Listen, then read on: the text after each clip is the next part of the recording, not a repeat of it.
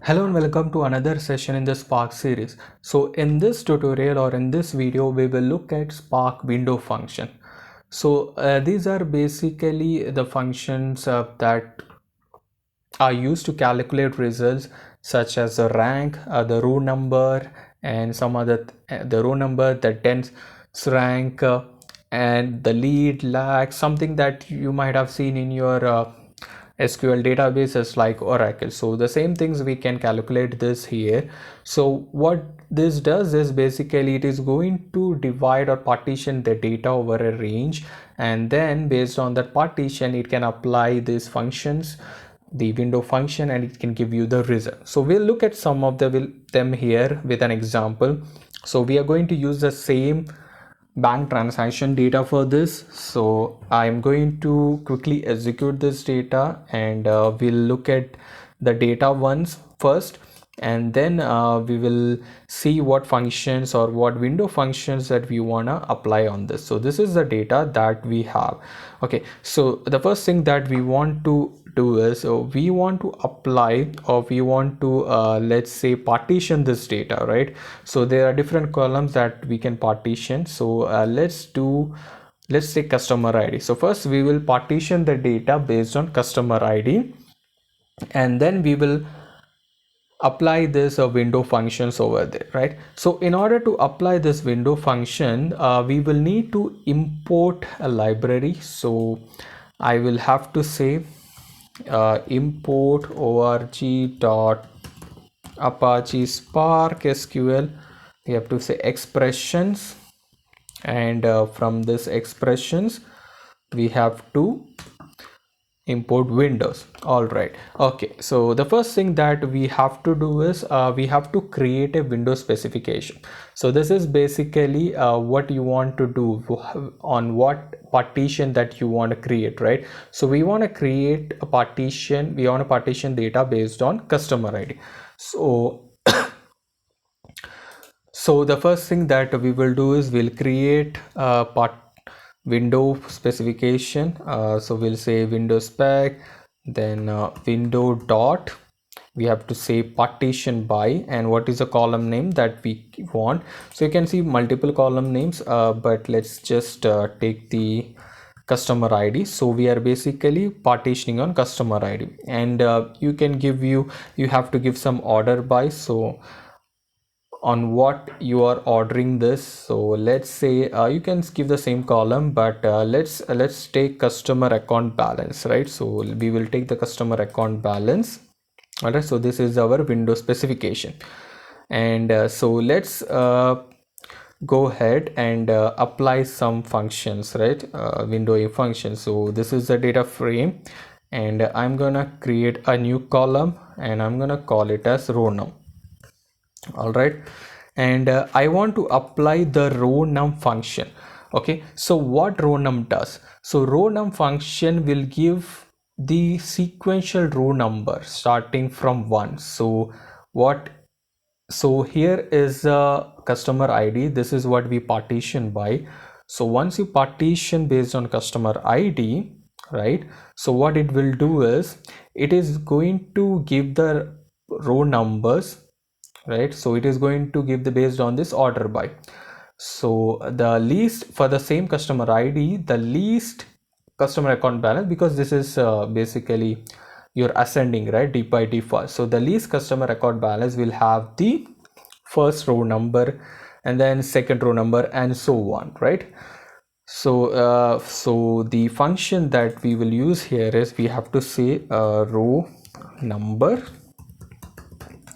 right, and dot over, and then here you have to give the window specification.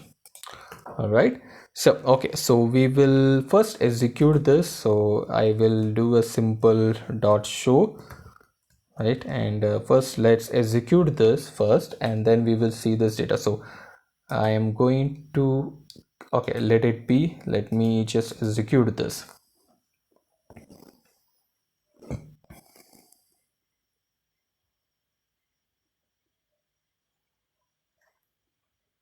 All right, so we have this data here. So You can see here the row number, all of them. So we have 1 and 2 here. So let me, okay, let me do one thing. So instead of selecting all the columns, let me just select few columns that are totally required for this. So if we require more columns, we can add it at a later part.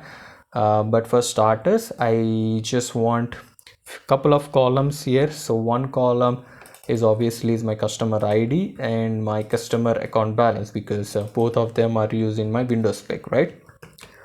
Okay, so we'll start with this and let me execute it. So we will start with this. If more columns are required, we will select from the select using the select transformation or select method.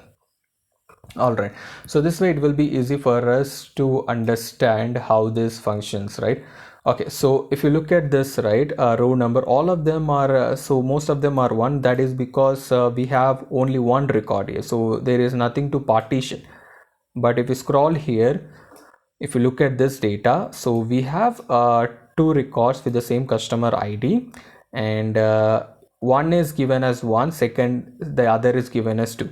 That is because your customer account balance, so this has less customer account balance, so it is going to have a row number as one. This will have a row number 2 because it has more customer or more customer account balance. Similarly, we have one more record where we have the same customer ID, and this, so this looks okay. So this is where the problem is, right? So this is again something that we need to understand. So this is, if you look at this, this has more, this is basically having more number, but then if you look at the row number that was given, it's basically says this is less than this, which is not the case. Now why is this happening, right? So this file, when if you do a print schema, all of them will be shown as a string. So let me show that. So let me do a print schema here. So if both of them are string, basically it will go by the ASCII word, right? So that is why you are seeing in some conflicts there. So we will need to convert that to an integer. So all of them are string, right? So because all of them are string, so your ascending and descending are basically happening on the ASCII value of the string. Okay, so we need to convert this, right? So we need to convert this to a data type, or maybe a double, or long, right? So let's convert this to a double. So here, so I'm going to use the column here. All right, so I will use a call, and here I will use cast, and the data type that I want to use is let me convert this to a double. All right, so if I execute this again, now this time it should treat this particular column data,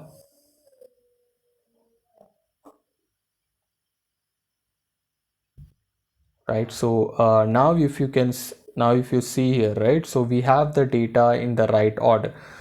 Okay, so this here if you see, this is 10,000, this is 12,000, and this is where we had the issue, right? So now this is sorted. So we have the data in the proper order. Okay, so moving ahead, so this is what your row number does. All right, so there is one more thing which does similar thing, so which is basically the rank. So what rank also does is it will provide a rank or a number to the result within the window partition, right? So when there are ties, what it will do is it is going to leave a gap. For example, let's say we have two customer IDs and the account balance is same, then both of them will have the rank as 1, but then there won't be rank 2. Then its record will basically be rank 3. So that's what your rank does. There is one more function which is dense rank, which does exactly what rank does. But in case there is a tie, let's say the two customer IDs are same, what it will do is it will give both of them as rank 1, but then the next record will have rank 2, so it will not going to skip that. Okay, so let's apply those as well. So I'll use with column here, and I will call it as rank, and here the rank function, I'll say rank dot over what over the window specs, which is this one. All right, and similarly I can copy this here, and I can give a dense rank, right, and this should be dense rank.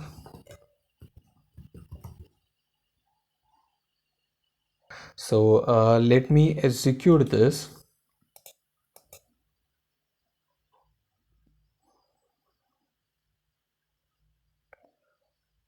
So because we have such a huge data, we may not be seeing this ranks and dense rank value for all of them. So here you can see all of them are basically the dense rank and rank are same. So we are not able to find the difference here. So what I can do is I can let's try a few things. So I can use a where clause, and let me do something where I can say dense rank, dense rank may be greater than 5. Okay, so some filter conditions, we are applying some random filter conditions, right? So we just wanted to find out if we have certain data where the dense rank or the rank is greater than 5. So obviously that means that you will have at least 5 records having the same customer ID. Okay, so we got some, so we have some data. So let me change this. So what I will do is column of dense rank, and I will see if this column is not equal to. So this is what we have to use, not equal to, and I want to find if there are data where the dense rank and your rank are not same. Okay, so let me save this and execute this.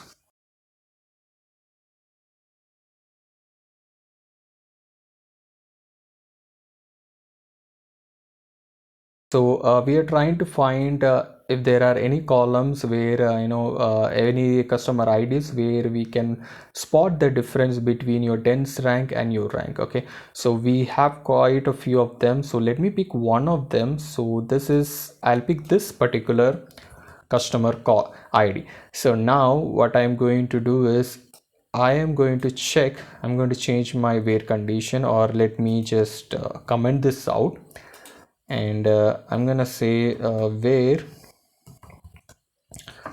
column, so this should be equal to this value, and the column that I want to check is customer ID. So I am looking for the customer ID where this is the value. All right, so let me execute this. So these are some of the testing tips that you can do.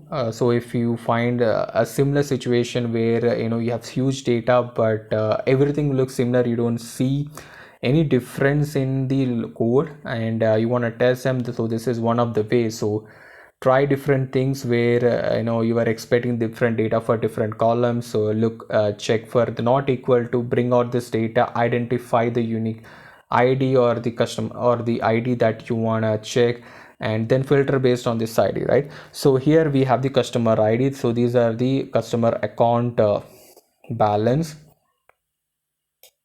right? If you look at the row number from 1 to 4, and if you look at the rank, right? So what rank does is, again, you are ordering by customer account balance, so the least customer account balance comes first. But if you look at this, right, so this is rank 1. If you look at the second and third record, both of them are equal. So both of them will have the same rank 2. And because these two have occupied the rank 2, there is no rank 3. So directly we have a rank 4. Suppose if we had 3 records with the same rank, then you will have 3 records with rank 2. Then there won't be rank 3 and rank 4. There will just be rank 5, right? So that is what rank is.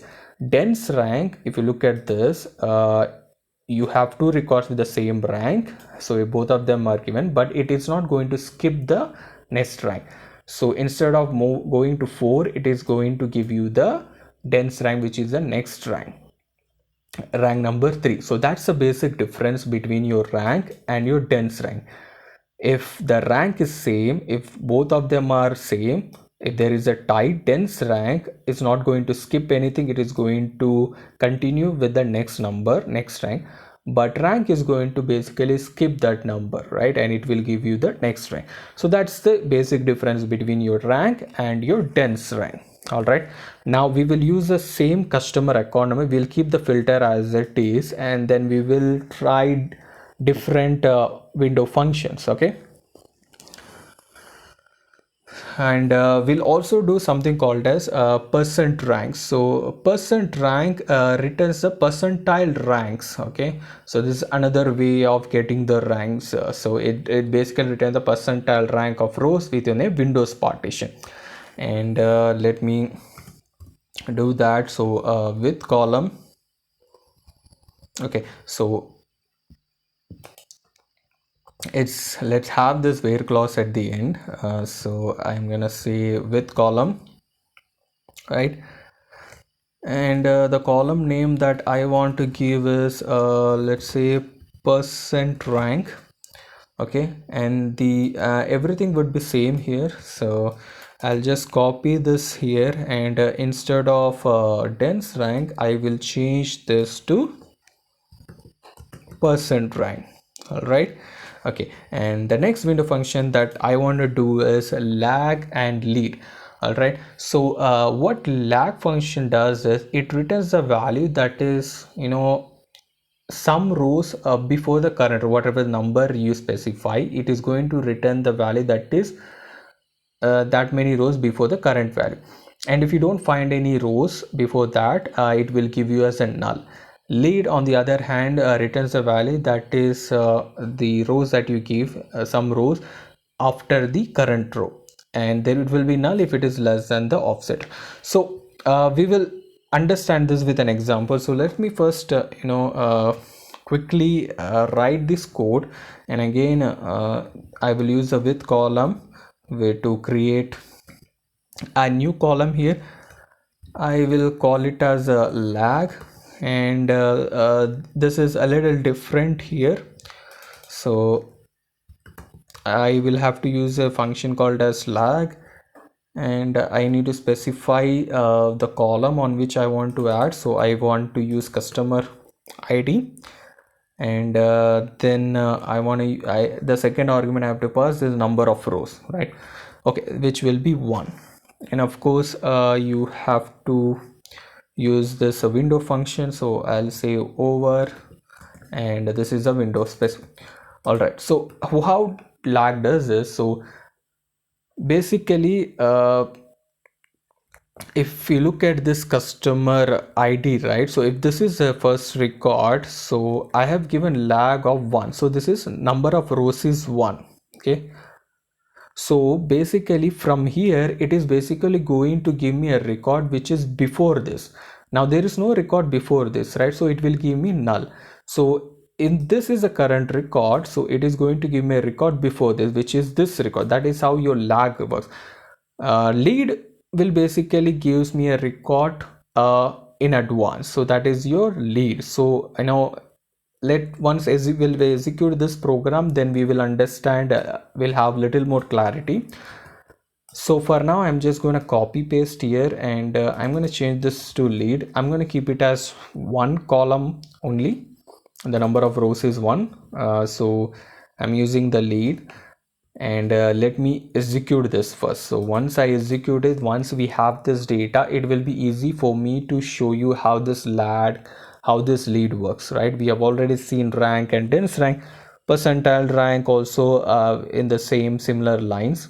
All right, so let's wait. Let me take this a little bit up. So this is how your percentile rank works, right?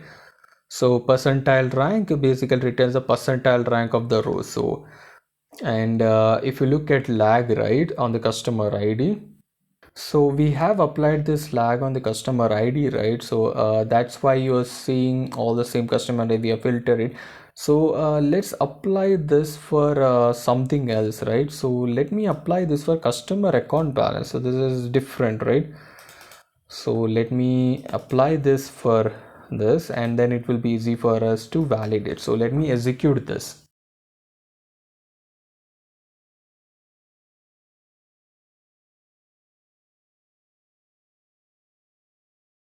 Let me take this bit up. So we have the schema printed. The next thing is the data. Okay, so so now the data is a little bit better, right? So the first thing is lag.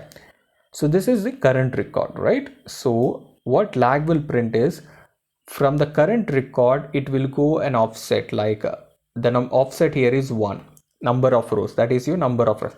So here we are saying from the current record you print the data which is one row before that. So what is one row before this? There's no row, right? That's why you have null. So when you come to the second one, right, second record, now in the second record, what is the account balance before this one row? So before this one row, this is the account balance 6520, that is what you see here. Same, if you go here third record, so this is the current value. What is the value before this? This is the value. If you come here, what is the value before this? This is the value. So that is what you see, that is your lag. Lead is basically returns a value which are before the, after the current row, right? For example, if you look at this record, right, what is the date record after this? So this is 16,406, that is what you see here. For this record, what is the data, what is the after this, after this record? So this is the data, so that is what you see. And if you go at the last, this is the current record. What is the record after this? There is no such record, that's why you see null. So that is how your lead and lag work. All right, okay.